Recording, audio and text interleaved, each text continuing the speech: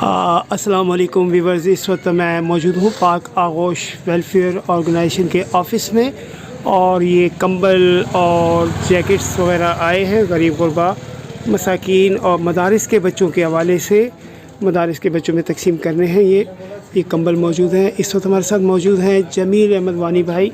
जी जमील भाई, क्या कहेंगे आज इसके बारे में?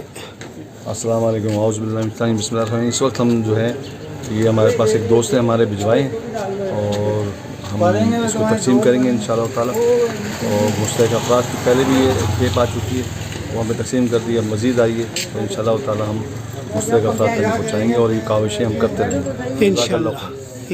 अस्सलाम वालेकुम व्यूअर्स। इस वक्त मैं मौजूद हूँ पाक आगोश वेलफेयर ऑर्गेनाइजेशन के ऑफ़िस में और यहाँ हमारे पास पाक आगोश वेलफेयर ऑर्गेनाइजेशन सीनियर नायब सदर मोहम्मद आरिफ कतरी साहब मौजूद हैं। आज यहाँ ब्लैंकेट्स और जैकेट्स वगैरह आए हैं मदारिस के लिए, गरीब गुरबा और मुस्तकीन के लिए। जी आरिफ भाई, क्या कहेंगे आज आप इसके बारे में?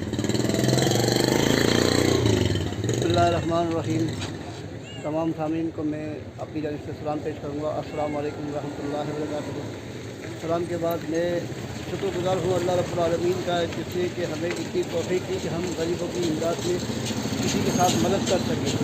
और मैं उन भाइयों का शुक्रिया अदा करना चाहूँगा जिन्होंने गरीबों की इमदाद के लिए जो भी सामान है, कंबल है, जैकेट है, रज़ाइयाँ हैं, गुदरियाँ हैं, ये इमदाद के लिए दी ताकि हम गरीबों में तकसीम कर सकें।